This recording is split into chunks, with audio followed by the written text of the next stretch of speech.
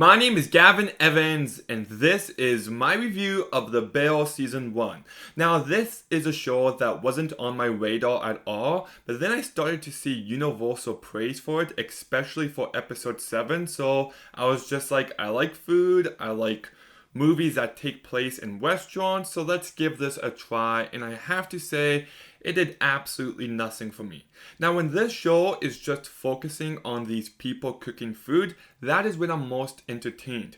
The food usually looks delicious and they're able to capture that stressful environment of the restaurant down pat. It kind of reminds me of that movie that came out last year, Boiling Point, which I give a 6.5 to, but the more I sit with it, the more I like that movie. I really enjoyed it and I highly recommend it. But where the show loses me is that it spends so much time on these characters and the story that I don't care about. And I'm just like, I just want the food cooking. I don't want all this extra stuff. The characters are not nearly as complex as they're trying to paint them to be. They gave the main character a tragic backstory, but the truth is, I couldn't have cared less. I had zero emotional investment in anything regarding this specific character beat.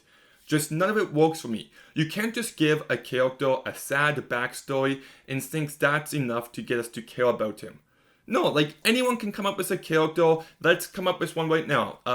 Billy James, and his dad just got cancer and he's dying, and his wife left him because he's dying. Isn't that sad? It's not enough. In order for me to care, you have to really sell me on the tragic nature of it. And you typically do that through showing, not telling. You can do that through flashbacks, or the show could have picked up before this story kicks in and have the first season where his brother is alive and he's well, and then season 1 ends with his brother committing suicide, and then we get this season.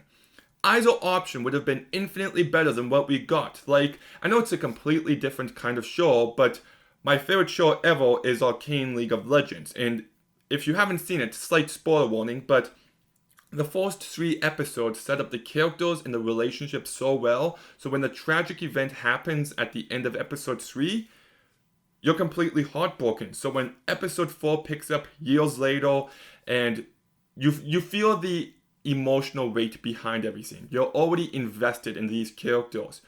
But if the show just begins and it's episode 4, it wouldn't even be a fraction as good as it is. You need the setup. And this show just has none of that.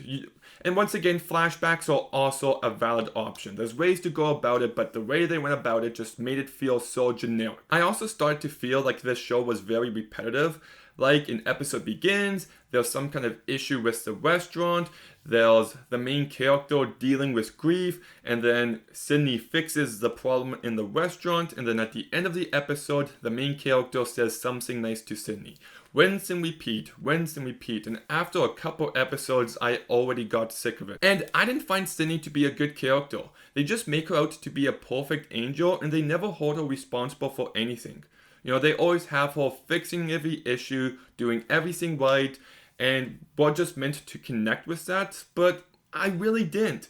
The best characters are complex and heavily flawed, and has the show aware of how flawed they are. Like BoJack Horseman, for example, is a character who is terrible, but the show is also fully aware of that, and they make him very complex. And here, it just feels very surface level. I never really connected with her. I never really cared about her. And just the fact that there's that episode 7 where she literally stabs someone and the show doesn't think to hold her responsible for that just really annoys me. I don't think that was the right way to go about her character. And I just want to say that episode 7 is nowhere near as good as I heard. Like, yes, it's impressive. They did it all in one take, but the way people were talking about it, I was expecting, I don't know, more than what we got. Like, yes, it's stressful, but it's nothing special. I will give credit to the performances. Jeremy Allen White does a perfectly fine job. He does have that washed up old chef look down pat, and I don't mean that as a criticism, but he does look the role he's playing. You've got Ahu Idibiri. I definitely mispronounced her name, but she does fine with the material she's given to work with.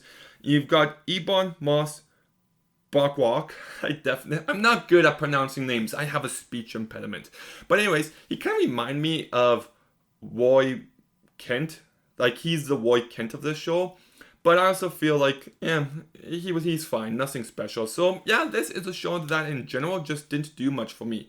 It's best when it's just focusing on the day-to-day operation of a restaurant, but when it starts focusing on these characters and trying to make me care for them, it completely falls flat. It's nowhere near as heavy or as emotional as it thinks it is. I don't like the characters nearly as much as they want me to, so in the end, it's just a rather empty experience. If they do make a season 2, I'll just skip it. So I'm going to give The Bear Season 1 a 4 out of 10. Okay, did you watch The Bear Season 1? Did you find it to be unbearable? Let me know in the comments down below. Make sure you like, make sure you comment, make sure you subscribe. Stay tuned for some more videos soon, and Gavin out.